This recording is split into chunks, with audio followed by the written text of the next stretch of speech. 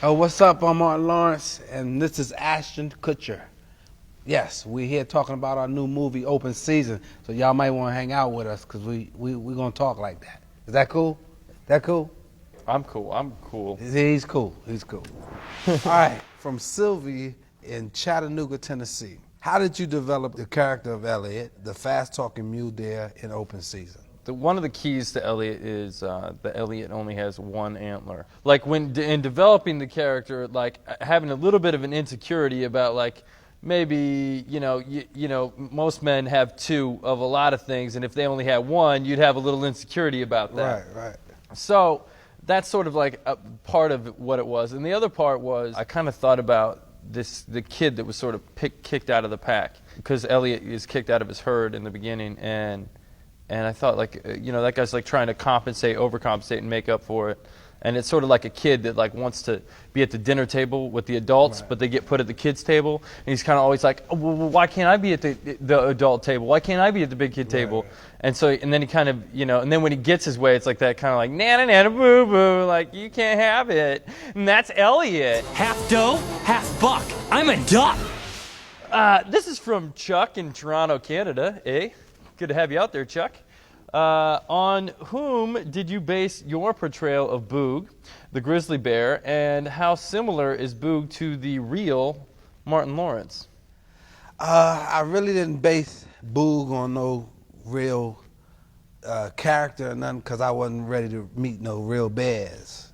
And if I did, I didn't think any real bears would speak to me the way that I would want them to speak to me to tell me about the character of the bear. I knew about like Smokey the bear and stuff like that, and Boo Boo and all that, but some monkeys can do sign language.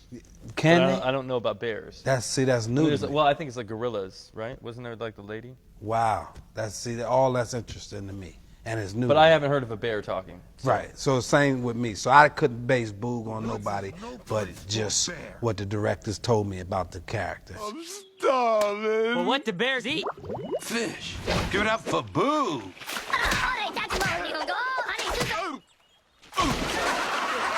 The qualities that the bear has that I would think are a lot like Martin is that he's a good heart. You know what I mean? I'm a good-hearted person. If you know me, I don't want no trouble. I want to help people. All those qualities about the bear as Martin qualities. On Open Season, how hard was it for you not working in the same room with me? Because it seemed like you were having a lot of fun when I hear Elliott. The character has a lot of energy, even when you're singing the song and everything. How easy for you was that? At first, it was very difficult because I had no idea really where you were coming from, and I had to completely judge where your character was at based on what the director across from me was doing, and they were kind of playing you. They had this kind of, whoa, I'm Boog and I'm here and this is what, and I was like, man, are they just doing a really bad, I couldn't tell whether it was like an imitation of you or whether they were just doing it how they wanted it to be or whether where that level was. And so at first it was really tricky. And then they showed early on the black and white. Remember when it came with the black and white drawings, sketches of the characters, and I heard your voice. And that's once I kind of had that programmed in, I locked it in and went, okay, that's where everything's coming from. That's how it's coming. That's how it's going to play. I knew that it was really steady. And so for my character, I could just kind of like run as fast as I could around, see how many times I could make it around Boog before we got to the place. Right. And so that's what it was. Well, you did your thing, man. You did your thing. We did a thing. Okay, all right. Would you ever consider punking Martin? Oh, you want it? That's something you want to do?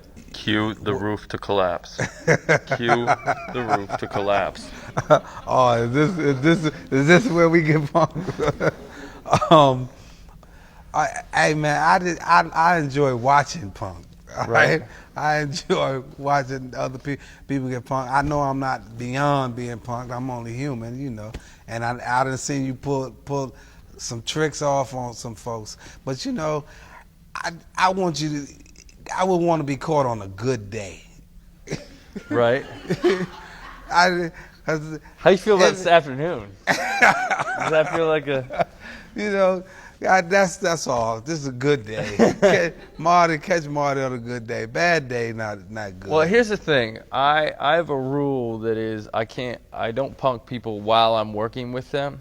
I don't want to be working with somebody that doesn't trust me, and they're kind of always looking for it to come. So you're safe right now. I would consider punking Martin. Not today. Not until after the film's out. Then Martin is on the blocks. I just hope you catch me on a good day. We don't need no negative press.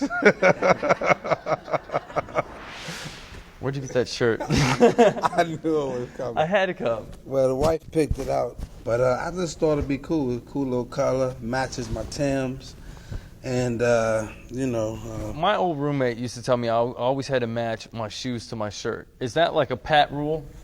I've always done it since I was in school. Whatever. Shoes to the shirt to the hat. Yeah, I didn't get best dressed, but I got best matched in school. It was always matching. Yeah, always matched. I was always matched. Look at Martin, he's matching. And how does the watch fit into the matching? Does that have to match too? Because it's a gold color. It's like even though it's like the brown tones, so the gold kind of gives it a brown tone. So matching Martin. That's right. Is that a compass on your watch? Yeah, it's all that. But it's got a compass right there, so you can find your way. Out of the woods. All that. Are you a big camper? Do you camp a lot? No, I ain't camp. So like really, if you were in the woods, right?